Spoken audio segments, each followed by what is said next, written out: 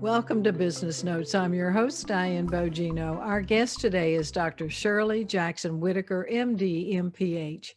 Dr. Whitaker is a kidney specialist and also an artist, author, community activist, and film producer. The film Dr. Whitaker recently produced is a short film called Ashes to Ashes that was a candidate to be nominated for an Academy Award.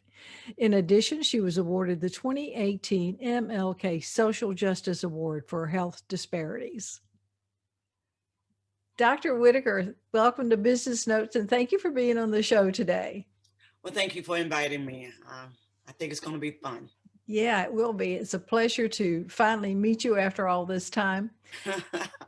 Let's get started and dive into your healthcare practice. I'd like to know what started your interest in kidneys, and also I want to talk a little bit about your podcast. I'm a nephrologist. I'm a kidney specialist. I went to medical school at Emory, which you may have heard of.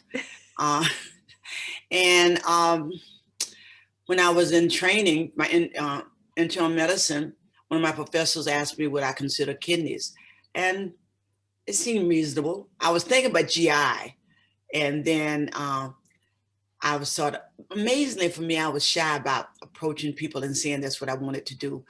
But the guy asked me about nephrology, and it has worked out. So no complaints.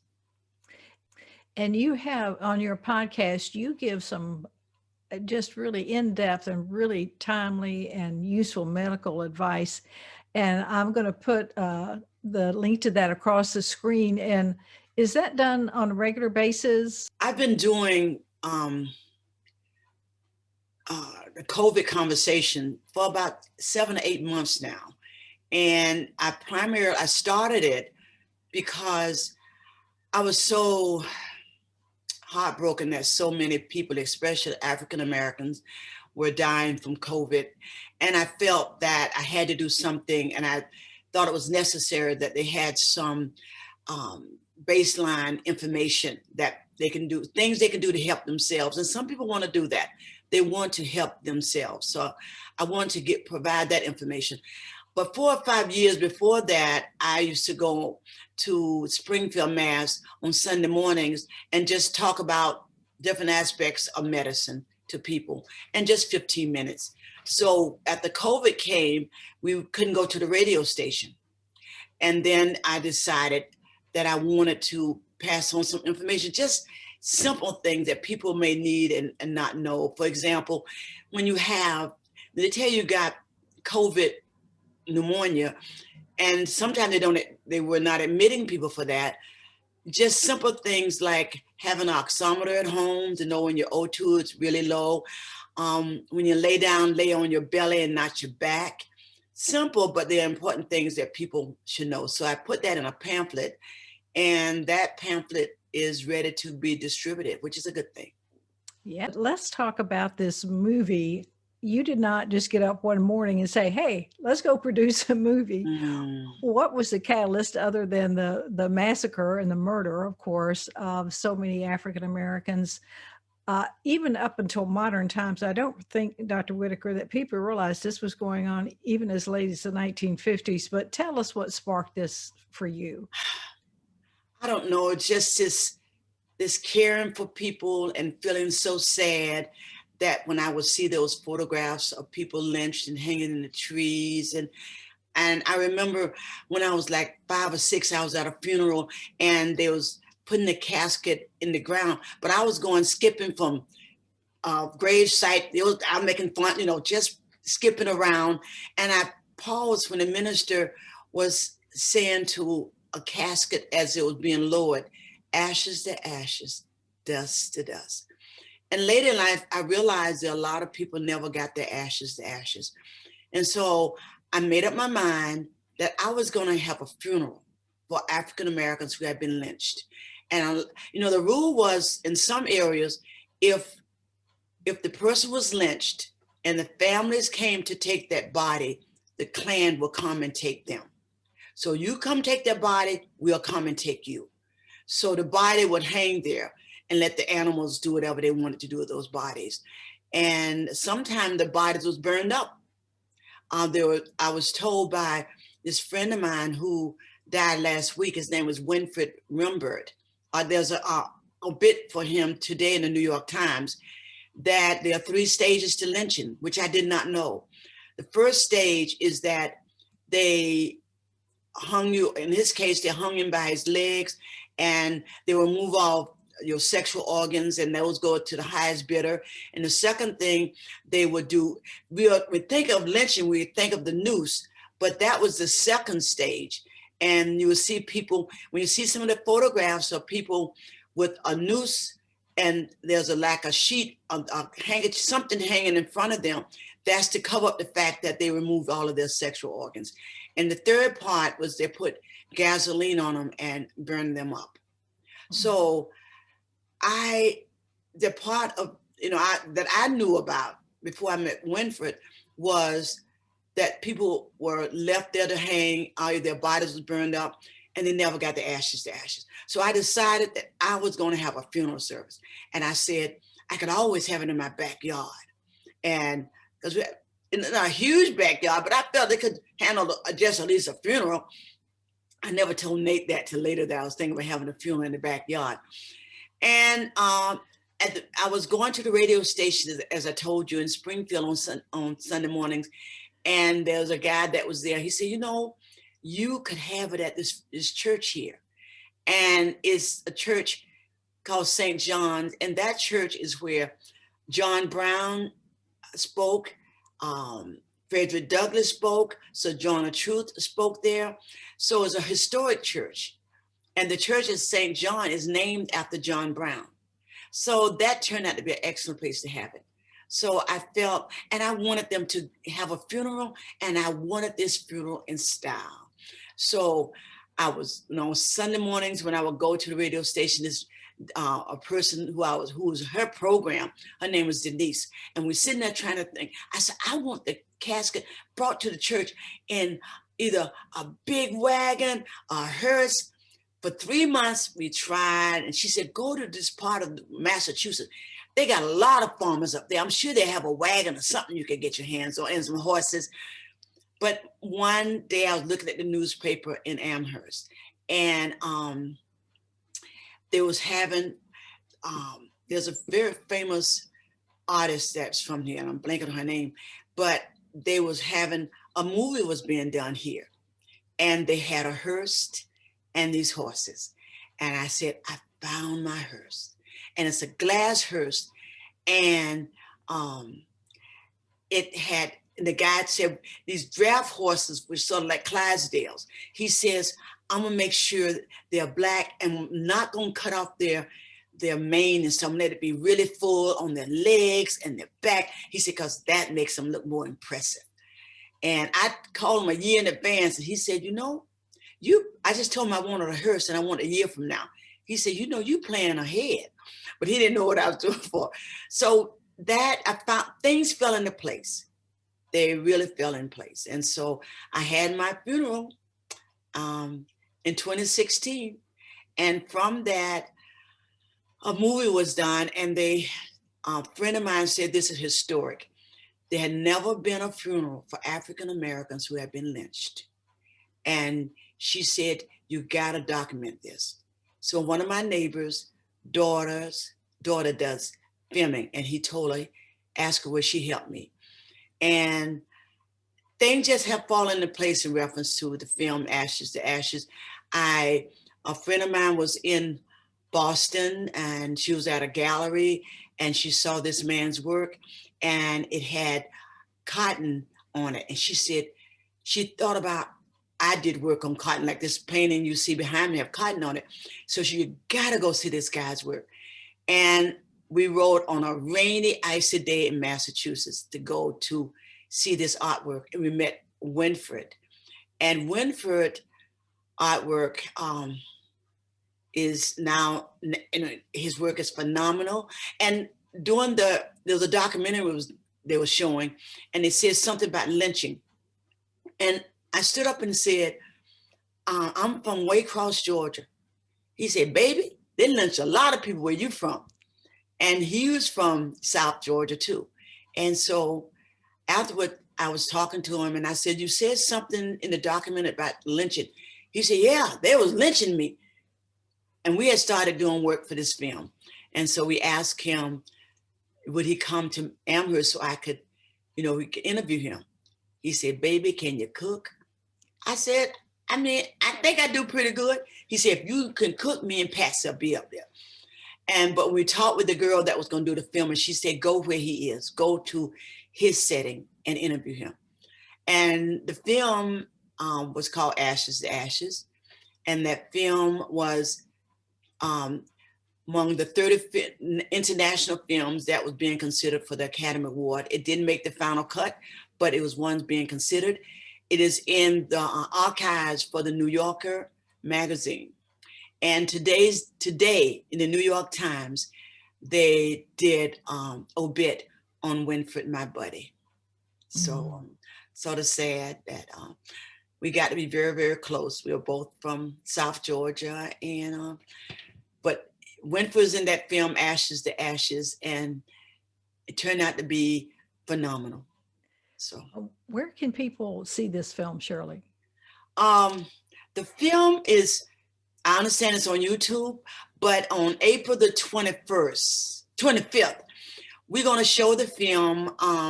You can go to, my Shirley Jackson Whitaker post, and there you see a picture of me with a picture of the Klan behind me. Click on that, and you register for the Eventbrite, and then you can. I'm trying to get 500 people to speak the names of. I don't think I can do 4,000. I have 4,000 names of people that was lynched. So I want to do 500 names of people that were lynched. So if you join, you register for the Eventbrite, and then you go to ashes2ashesforever.com, and you go through the steps and pick a name of someone that you would not mind speaking. And you come to the event on the 25th. At the end of the event, we're going to speak all of these names that people have selected. And I said, I can't bring them back, but I can at least give them a prayer, and I can at least speak their names. And so we're going to do that on the 25th. But the film is available all over the place. The New Yorker has it in their archives, and so you can see it through the New Yorker magazine. But you can come to the event, and the event is set up where we have someone who's from Valdosta, Georgia, who's now is an international bass player. His name is Avery Sharp, and Avery Sharp composed a musical piece for his uncle, who was lynched. And there's a guy named Robert Meeropole, whose father wrote the song Strange Fruit. He's going to be a part of this event. So Strange Fruit, as far as I'm concerned, is probably the most famous lynching song in the world. So he's going to talk about Strange Fruit, and we're going to speak the names. So if people can go there, pick a few names, I'll be so grateful. As I said, I don't know if I can do 4,000, but I'm pushing for 500 just to speak their names. Mm-hmm.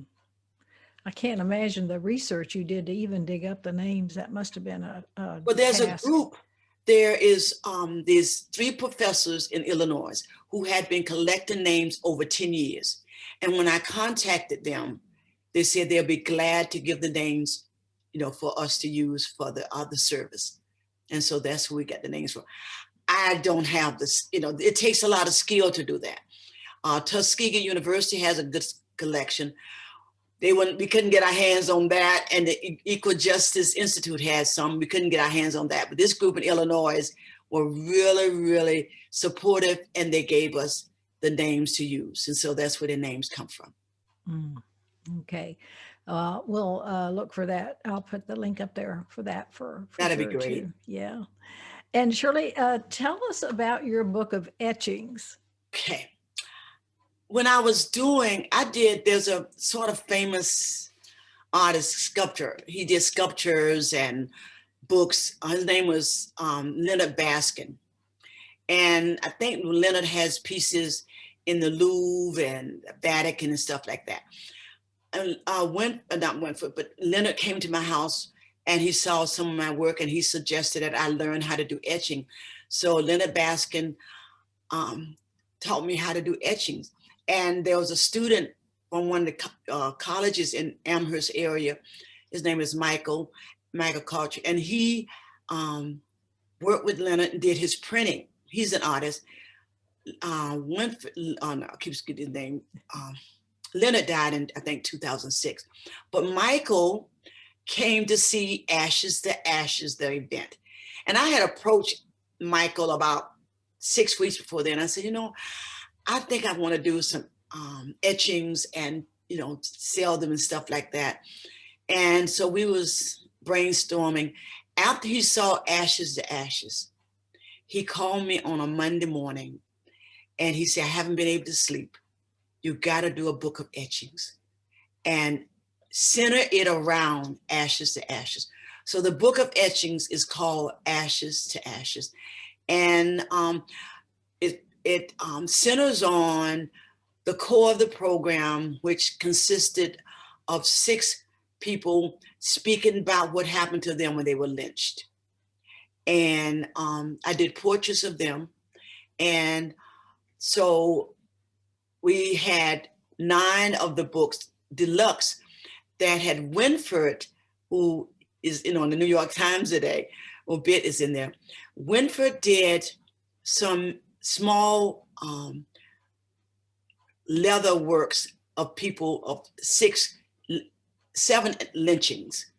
And those are in the part of the deluxe those are in the library. One is in the Library of Congress. So the ones so we have 9 that have pieces of work that Winford did. And Winford, as I told you, was amazing. So he did that for me and demanded that I let him spell out Ashes to Ashes in leatherwork. And I said, I don't want that. I just want you to do the pictures of the lynching. But Winford won. So with each one of the deluxe, you have Ashes to Ashes that Winford wrote out in leather. And he had done 6, and they were all men who've been lynched.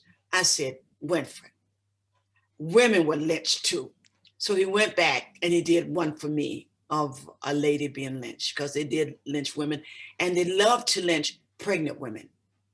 That was one thing they took pride in. Mm. So. And when you said they were people that had been lynched, they were not survivors of lynchings. You're like talking for them. We had actors and actresses that was in the funeral service. See, there's a friend of mine who I was asking her, God, how can you do an obituary for 4,000 people? She said, you're doing a funeral for 4,000. Surely you can do obituary. I'm trying to think, how are you going to do that? So it came to me after hearing what someone told me in the past had happened someplace else. And I said, you know what I'm going to do? I'm going to get 6 documented cases of lynchings and have actors and actresses to perform those pieces. And they did an amazing job. Mm. Yeah. There's a famous one from South Georgia. Her husband was Hayes, and she was pregnant when they lynched her. Hmm. Hmm. So I see some of your art behind you, as you referred to it a while ago, but what other types of art do you do, Shirley? This is sort of 3-dimensional stuff. A lot of the stuff that I've done in reference to the South, those are 3-dimensional. That by 3-dimensional, this got cotton on it. I did a wash day triptych, and one of them there used to be the soap my mother used to use. Besides, they made soap out of base lye soap, but there was something called Oxygon, and I got a label of that, and my mother said, baby, it's hard to find this anymore, but I found one she found that cover for me. And I got one, ladies going to church, and fans are very important. And for Blacks, especially, not only because it's hot in the church, and a lot of them didn't have air conditioning, but the cover of the fans would have pictures, very beautiful pictures of Black families. And so you sit there and look at those pictures, such positive pictures. And so I wanted to put those on one of the cameras. So I have two fans on there. Because on one side of the fans was advertisement. On the other side were these photographs of Blacks as you know, families going to church, doing things together. And that was on one side. The other side, you'd have vote for Shirley Whittaker, elect so and so. So that was advertisement, because in the Black community, we didn't really have our newspaper. And so that was a source of advertisement. So I put those sort of historical information so people would learn, and I put that on those. So most of the ones that deal in the South are three-dimensional, and they have ladies going to church with those big hats on, so that, and the usher board. And so I would say those are more three-dimensional and pretty big, like this. This is a little too big, but it's huge. And I've done some that are sort of a social bent to it. You know, I did one for voting, and I did one. There was a guy that was in Atlanta, Georgia, that we knew. He took a photograph of Martin Luther King on a Sunday evening, and he took the picture from the bottom looking up. Dr. King was on the top of, where the ministers stand, and this friend of ours, Johnny, took it from the bottom, and so you saw a hole in Martin Luther King's shoe, and and there's a picture of President Obama with a hole in his shoe. So I put those two together, and I call them Soul Brothers, because the soul had holes in them. So, and this friend of mine said Martin Luther King told him, says, these shoes just show you I'm a marcher for God, because they rubbed off the bottom of his shoe. So something like that. And I've done sort of abstract that I've done. That, not a lot of those, but definitely some of those. And I do photographs. I love photographs. And I get up early in the morning, I take photographs, and people send me messages about the photographs and what they mean to them and all that. So it's a good thing. Ah, neat. And people can go to your website and see your art. Just beautiful, Yeah, they beautiful go to art. ShirleyWhitaker.com and look at a lot of that stuff, a lot of the work that I got. All of it isn't up there, but there's quite a bit. Some of the etchings, some of the three-dimensional stuff, and a few of the photographs. But I'm going to put more photographs up there because I've been taking a lot lately. And you also sing in addition to all your other talent. I've seen. Oh, yeah. Yeah. Listen, every time I'd go to your site, I see some other talent you would Wow. display. Yeah. So let's talk about your children's book, Lucky. Yeah. Tell us about that. It says, I didn't ask to be born Black. I just got lucky. This, in our culture, my features are not celebrated. And so I did this book, and it talks about the mouth, the nose, the eyes, the hair. These are the things that, because of these things, you're lucky. And in this culture, it doesn't compliment, support you having these features. And so that's the center of the book. And it's amazing. I have 21-year-old, this lady said, I want my daughter to have this book. And I know one lady daughter, she's a first year in college. She says she doesn't think she looked pretty. So she wanted her to have that book. So I say it's for any age. One of my patients was on dialysis, and Miss Hazel, and I gave her one of the books. I say, this for your grandkids. And when COVID happened, you had to cover your face up, and I was have my shades on, face covered up, and I went to see her, and she said, I'm not feeling that good. And but she told me that I was in the hospital and they can't seem to figure out what's going on. So I'm not doing too good. And when I was leaving the unit, she says, but I'm lucky. And so she was based, and I knew who it was because everybody, man, as I turn around and I could see she was smiling because her eyes, she says, but I'm lucky. So she looked at the positive things in that, and that celebrated who she was. And she was in her 80s, but she said, I'm lucky. And that's nice. And the proceeds from that book go to the Shirley Whittaker Foundation, correct? Yes, yes. Tell us about the foundation. Who does that serve? There's different layers to it as to what I try to do. I'm in the process of doing what I call spreading the ashes, unbraiding the noose.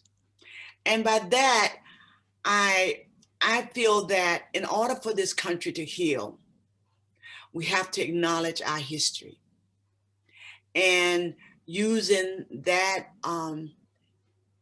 overall view, using that to educate people. It's just that people think Winfield was lynched, I think, in 1967. And depending on your definition of lynching, it's still going on. Some people think George Floyd was lynched. When two or more people decide your fate and take your life, it's a lynching. And so that's why people was just so amazed what happened to George Floyd. The thing was, it was photographed. This stuff is not new. Forms that people decide that they can be your judge and your jury and your executioner. That's been going on for over 400 years for African Americans. And I just want to use some form of education to help people. This country has to heal. You have to acknowledge this history. As a physician, I repeat, when a patient comes to me, and I tell people, if you go in a doctor's office, they don't talk with you or take your history to understand who you are and start injecting stuff in you, I advise you to get up and walk out, because your history is your history. It's ideal for you, and it defines you. And if someone want to help you to heal or to address your concerns or your problem, they need to talk with you and know your history. And that's so important.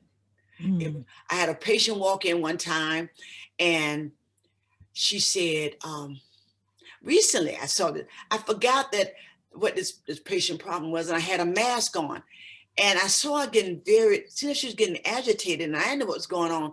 She says, I can't understand. I read your lips. She has a certain type of kidney disease that I wasn't registering, and I knew that she had because she'd been a patient for a while, but I put a mask on, and she reads lips because this type of kidney disease called Alport's, they have hearing loss along with kidney disease. And she, in the past, been just reading my lips, but with a mask on, she couldn't. So I knew her history, and knowing her history helped me to diagnose her case, because the first time she presented to me, she said, told me to speak louder, that she said, my father had kidney disease and my sister and I have it. And then she said, but, she said, doc, if you speak louder, that'll help. And I knew automatically she had Alport's. Because it's hereditary, her father had it, and she had a hearing problem. So that history is imperative. It's important. I know if you come in an emergency room, they may not have time to get a history, but if someone's trying to work out a problem that you have, it's so important to have history. And so I'm using, the thing, spreading the ashes, unbraiding the noose, using that as some form of history to try to educate us and help us to understand it is still here, and do what we can to make this history, make it something truly history. So that's what it's doing. And so we're gonna, in July, the film it will be that time spread in the ashes, because it's going to center mainly on that funeral service. What happened during that service, and make that available, because as my friend said, it's historic and it needs to be documented. And so this is my way of documenting. The film that Winford was in is 26 minutes. It's about 10 minutes of the service. And the service was 2 day service. For them to shrink it down to 10 minutes, they were skillful in doing it. And the rest was about Winford. But I want to do one, and I promised them that I would do one of the funeral service. So that's what I'm working on. Mm. In addition to people being able to purchase the book and the proceeds going to that, you have a very nice variety of products. You've got art in all kinds of medium. You've got different kind of tote bags, a pouch, a yoga mat, a shower curtain, all with the artwork which you did, right? The cover of that book, Yeah, The Little Girl, right. you did that. Yeah. A fleece blanket, a tapestry, so people can go to your site. I'll put the link Just up have there. fun. Yeah, right. Yeah. Shop till you drop, right? That's right. Be good. So we talked about a Speak My Name project, which we're going to address that, of course, put a link up there. But you mentioned a name a while ago, Nate, who is your husband, correct? Right. And I want people to know that Nathaniel Whitaker, who is your husband, is also African American, Right. but he is my blood cousin. Mm-hmm. Because his mother and I share a great great grandfather, if I have that correct. It sounds right. Okay. Yeah. But what I want people to know, Shirley, is that we're all African American. Check your DNA. Am I correct? Yeah. So, it's hard in this culture. As Pat said, when Winford wife always say that when they brought that ship here, a new distinct race was formed. Very few of us, maybe in the area of South Carolina on the coast near the Gullah and Geechee, there may be some people of African descent who never made it with anyone else, but people from that area, but those are very few. Mm. And that we all somehow connected. You know, I'm not the color of Kente Kente, really dark, because we look back and you will see that we all, that DNA, that A stand for all of us in DNA. I like that. Yeah. Yeah, you'll check your DNA, you'll see that we all originated out of Africa someplace. That's so, right. Shirley, my goodness, you have brought a lot for people to think about, a lot for our audience to think about. And I so appreciate you taking the time out of your busy schedule to be with us today. Thank you for taking the time. I really appreciate it. And, you know, hopefully they can go to the site and you put that up and that go into the ashes and get, and I'm trying to get those 500 names. And I just talked to somebody in Savannah who, well, there's a art school there that Winfred and I was there last year, and she said they're going to make sure they go there and speak some names. Great. So great. That'd be great. All right. Thank you again for your time. I appreciate it. Thank you. I really appreciate it and been nice. And hopefully now we can come to Georgia. Yeah, absolutely. Loosen up a little bit, and yeah, that'd be nice. That'd be really nice. I'm ready to come home. Yes. Yeah, that'd be nice. Thanks. Thank you.